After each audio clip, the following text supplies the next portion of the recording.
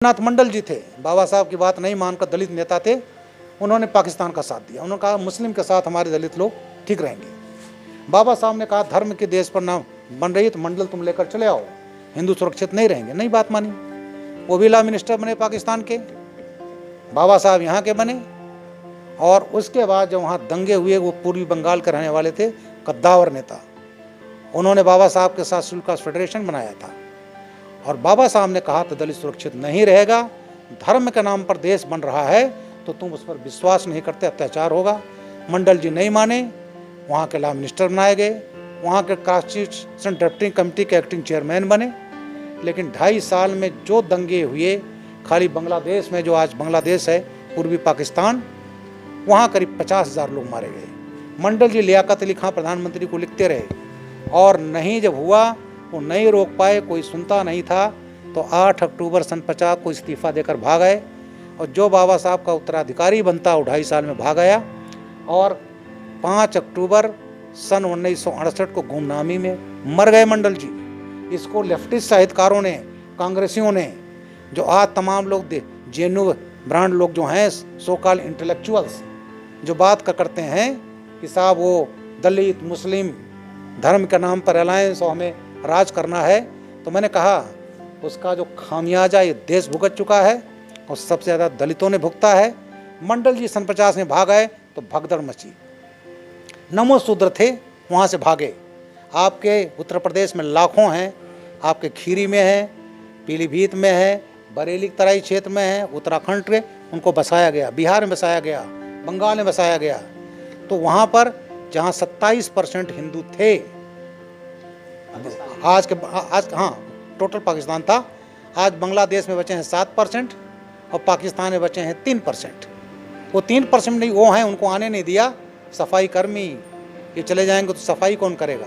तो ये जो आज उसके बाद मैंने आर्टिकल लिखा, हिंदुस्तान के एडिटोरियल पेज पर छपा, और फिर लोग, मैं बताऊं, एकाध दलित को भी नहीं मालूम रहा होगा, नहीं कोई मंडल जी के बारे में नहीं जानता था। अच्छा, इस समय जो राजनीति चल रही है, भीम सेना नाम से एक संगठन बन गया है और वो गांव-गांव जाते हैं, लोगों से कहते हैं कि अपने मकानों से देवी देवता की फ़ोटो हटा दीजिए, आप हिंदू नहीं हैं। और वो अपना मुस्लिम संगठनों से निकटता की भी बात करते हैं, भीम और मीम एकता की बात करते हैं, और कहीं ना कहीं बड़ी कठोर भाषा का प्रयोग करते हैं अक्सर सोशल मीडिया पे और तमाम इस तरह से। मैं ये जानना चाहता हूँ कि लोकतांत्रिक देश में अगर इतिहास में कहीं कुछ गलत हुआ था, कोई विसंगति थी, कोई समस्या थी, तो जब से देश स्वतंत्र हो गया, जब से हम एक संवैधानिक व्यवस्था के अंतर्गत आ गए, किसी भी देश की भलाई के लिए, सामाजिक समरसता के लिए, क्या आप मानते हैं कि अभी भी दलित शब्द का प्रयोग होना चाहिए किसी वर्ग के लिए?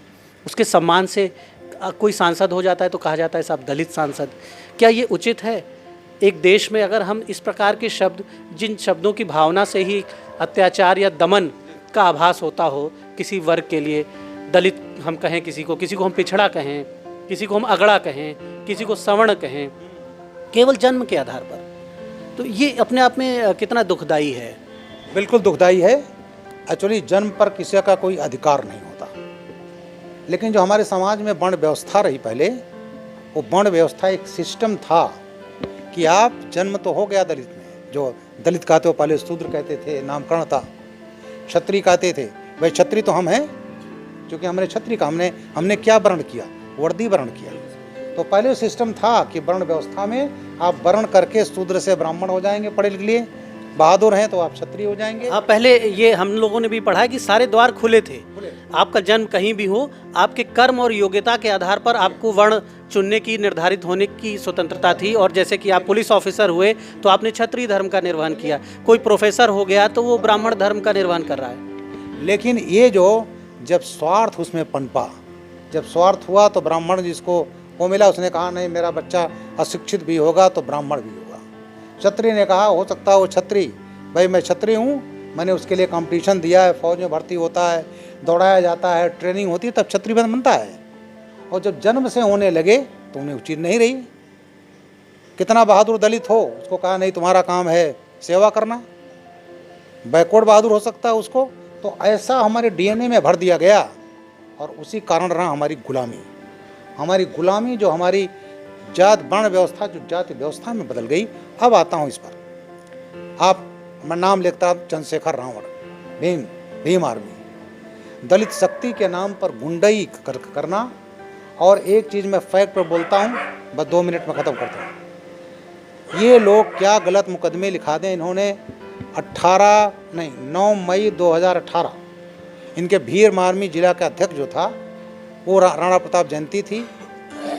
सचिन वालिया अपने घर में बैठा था, 2 मित्र तमंचा रखे थे, कुछ होगा तो गोली चलाएंगे, और सामने बैठे वो दब गया, उसको गोली लग गई। फोर्स लगी थी, बाहर उसको निकाले, दबक ली, क्या हुआ, सब छत से गिर गए। उसके बाद वो मर गए।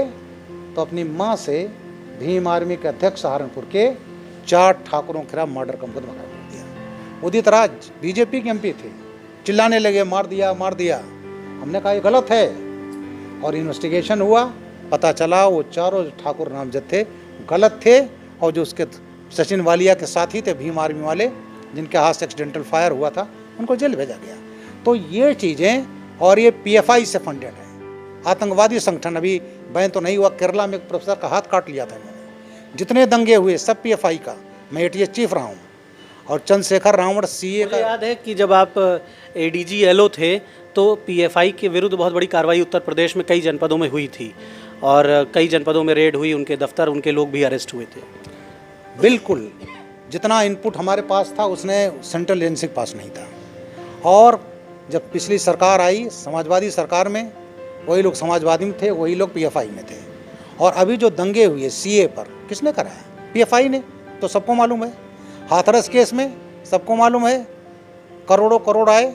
4 तो आपके मथुरा में पकड़े गए, और उसमें सिद्दीक कप्पन, हमारे राहुल गांधी जी वो जेल में है, और अपने केरला कॉन्स्टिट्यूंसी में उसके घर गए। अरे जनाब, आप क्या संदेश दे रहे हैं? तो ये तमाम पार्टियां, हमें समाजवादी पार्टी पर कचहरी ब्लास्ट हुए थे। कचहरी ब्लास्ट में हमने गिरफ्तारी किया, बाराबंकी से गिरफ्तारी हुई थी। और माननीय अखिलेश यादव जी जब आए, इन्होंने केस को वापस ले लिया, कोर्ट ने वापस नहीं होने दिया। और जो इन्होंने, और एक आतंकवादी अपनी मौत से मर गया। इन्होंने तुष्टीकरण की राजनीति में मेरे खिलाफ और मेरे मर्डर का मुकदमा कायम किया अखिलेश यादव जी ने, मात्र इसलिए कि ब्रजलाल को जेल भेज दीजिए तो माइनॉरिटी का टोटल कोर्ट मिल जाएगा। सीबीआई को दिया, सीबीआई ने लौटा दिया, सीआईडी को दिया, साजिश रची जाती रही। और जब 17 में जोगी सरकार आई है तो जुलाई 17 में उस मर्डर के चार्ज से मुक्त हुआ हूँ। और जो केस अखिलेश ने यादव ने वापस लिया, उसमें खालिद मुजाहिद उसके साथी को आजीवन कारावास हो गई।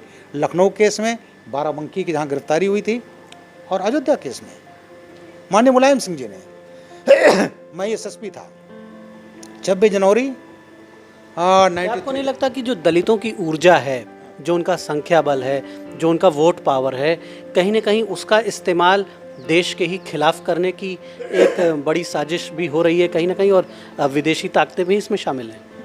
मैं एक सेंटेंस में आपकी बात का जवाब दे देता हूँ।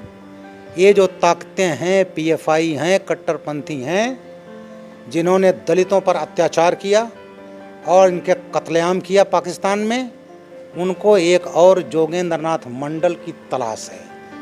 इसी तलाश में ये जो राजनीति होती है, 75% सीए में पाकिस्तान से आए हुए, और उसमें बांग्लादेश से आए हुए 75% नागरिकता भारतीय मिली, वो दलित हैं। और चंद्रशेखर रावण कहाँ जाते हैं विरोध करने? जामा मस्जिद पर, हैदराबाद के मस्जिद पर जाते हैं, पीएफआई से फंडे। तो ये जो दलितों को बेवकूफ़ बना रहे हैं, घटना कहीं अगर दलित पर होगी, अगर वो ब्राह्मण हुआ, कोई और हुआ, तो ये पहुंच जाएंगे। लेकिन अगर दूसरे समाज का हुआ, अल्पसंख्यक, तो बलरामपुर केस में नहीं बोलेंगे। अभी आपके हरियाणा में हुआ है, टीवी पर चल रहा है, वहाँ राजीव गांधी जी और प्रियंका जी जो हैं, राहुल गांधी जी, प्रियंका जी नहीं जाएंगे, उदित राज नहीं जाएंगे, पीएल पूनिया नहीं जाएंगी, बहन जी नहीं जाएंगी। तो ये जो खुलेआम ये जो राजनीति हो रही है, तो दलितों को जो गुमराह, ये जो दलित शक्ति के नाम पर एक करने वाली देवी दाताओं को मूर्तियाँ निकाल दीजिए। अरे बाबा साहब को उस समय एमआईएम जो है, पहले नाम एमआईएम था, अब एआईएमआईएम हो गया है। बहादुर यार जंग साहब थे इनके अध्यक्ष, दूसरे अध्यक्ष। इन्होंने उस जमाने में 35-36 में 10 करोड़ रुपया ऑफर किया था बाबा साहब को इस्लाम में कन्वर्ट करने के लिए कि ये हो जाए। लेकिन बाबा साहब राष्ट्रवादी थे। बाबा साहब ने कहा धर्म के नाम पर देश आज का बंटवारा नहीं होना चाहिए। उन्होंने यहाँ तक सजेशन दिया था कि धर्म के नाम पर देश बन रहा है तो आबादी बदल लो। धर्म के नाम पर देश बदल रहे हो तो हिंदू देश हो जाए, वहाँ मुस्लिम देश तो बना ही लिया। लेकिन जो उस समय कांग्रेस पार्टी ने जो किया, जो तमाशे किए, उसका खामियाजा हम भुगत रहे हैं। तो इसलिए आज उसी तरह से दलितों को गुमराह किया जा रहा है। जोगेंद्रनाथ मंडल की तलाश है, पढ़े लिखे कम हैं, उनको हिंदू धर्म, अरे भाई जो बुद्धिस्ट हो जाते हैं, बुद्धिस्ट क्या है, बुद्धिस्ट, जैन और हिंदू, सिख, ये हिंदू हैं, कॉन्स्टिट्यूशन में हिंदू हैं। बाबा साहब ने अत्याचार हुआ, किसी न किसी साथ कुछ ना कुछ, लेकिन उसको ले करके गाली देने से कुछ मिल जाए तो बड़ी अच्छी बात है, गाली दो। लेकिन ये रिएक्शन जो है, समाज को तोड़ने का रिएक्शन, ये उचित नहीं है।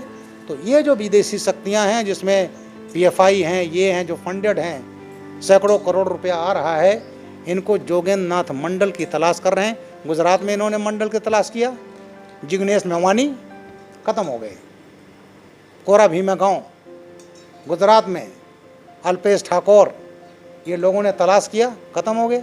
कन्हैया कुमार थे, वो भी ख़त्म हो गए। तो ये जो हैं यहाँ के लोग जागरूक हैं, और हम लोग जागरूक कर रहे हैं कि अगर कोई हितैषी रही है तो भारतीय जनता पार्टी रही है। सपा सरकार में तो थानाध्यक्ष तो सब हटा दिए गए थे। आज इस सरकार में 7 एडीजी में से 2 अनुसूचित जाति के हैं, मैं दलित शब्द इस्तेमाल नहीं करूँगा, और इतने कम से कम 15-16 एसपी हैं, आईजी हैं, डीआईजी हैं। तो इस सरकार ने, मैं फैक्ट पर बात करता हूँ, खवम बात नहीं करता हूँ। तो जो इस समय राष्ट्रवाद है, राष्ट्रवादी सरकार के आधार पर ये सरकार जो है, जो कर रही है, उतना किसी सरकार ने नहीं किया है। इसलिए जो दलित को गुमराह ये अपने उसमें ये साकार नहीं हो। अच्छा, बाबा साहब से जुड़ी बहुत सी सकारात्मक बातों को इतिहास में लगता है कि जैसे छिपाया गया जानबूझकर। बाबा साहब ने जब वो अस्वस्थ थे, मैंने पुस्तकों में पढ़ा है, जब वो अस्वस्थ थे तो उनका इलाज एक MBBS डॉक्टर थी लेडी, जो कि ब्राह्मण समाज से थी, उन्होंने उनका इलाज किया। और उनकी जब धर्मपत्नी का निधन हो गया बाबा साहब की, तो उनका दूसरा विवाह उन्हीं से हुआ जो कि ब्राह्मण महिला थी। बिल्कुल, मैंने कहा नहीं, बाबा जैसा राष्ट्रवादी, लेकिन लोगों ने उनको भी, और इन कांग्रेसियों उनको जीतने ही नहीं दिया था। बाबा साहब को बॉम्बे जहाँ रहने वाले वहाँ हराया गया। जी हाँ, जी हाँ, जो अंबेडकर नाम दे दिया था, उन्होंने दिया था। महाराजा गायकवाड़ ने उनको स्कॉलरशिप दिया था, लंदन पढ़ने के लिए दिया था।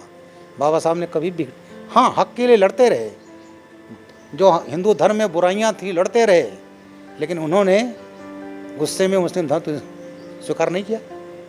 और आज उनके पौत्र जो हैं प्रकाश अंबेडकर साहब, 2 अक्टूबर 2018 को ओवैसी के साथ मंच शेयर करते हैं कि ये हमारे मुख्यमंत्री होंगे महाराष्ट्र के। जो देशद्रोह के नींव पर खड़ी हुई MIM, जिसके ओवैसी सब जानते हैं उनकी क्या गतिविधि है, और बाबा साहब के पौत्र उनका साथ देते हैं मुख्यमंत्री बनने के लिए। चुनाव हुआ महाराष्ट्र, 0 हो गए प्रकाश अंबेडकर साहब। तो ये चीज़ बाबा साहब ने, वो चीज़ उनको याद रखना चाहिए कि उन्होंने जोगेंद्र मंडल की जो सलाह, मंडल जी ने नहीं माना था, उसका क्या परिणाम हुआ दलितों के साथ। तो इसलिए बाबा साहब को, अरे जोगेंद्रनाथ मंडल को छिपा लिया, जो सन 68 में मरे। तो दलित मुस्लिम अलायंस का, राजनीतिक अलायंस का जो प्रयोग किया था, देश ने खामियाजा भुगता, सबसे ज़्यादा दलितों ने भुगता। अब इस सरकार ने आकर के नागरिकता दे करके, वो जो गलती हुई थी जोगेंद्रनाथ मंडल से बाबा साहब की बात ना मार करके, उसका एक निराकरण किया है। तो ये चीज़ लोग छिपा रहे हैं। अभी देखिए प्रशांत भूषण हैं, जोगेंद्र यादव हैं, और मैंने कांग्रेसियों को बता दिया, कन्हैया कुमार हैं, हरियाणा में क्यों नहीं जा रहे हैं, बलरामपुर में क्यों नहीं आए। अभी आजमगढ़ और इसमें जौनपुर में दलितों को घर फूंक दिए गए थे, 3-4 महीने पहले की बात है। योगी सरकार ने 36 गैंगस्टर बंद किया था, NSM बंद किया था, लेकिन ये लोग नहीं गए क्योंकि वोट बैंक ना प्रभावित हो जाए। तो अब आप उच्च सदन में जा रहे हैं, और देश की सबसे बड़ी पंचायत का जो उच्च सदन है, वो बहुत ही सम्मानित स्थान है, वहाँ पर आप बैठेंगे।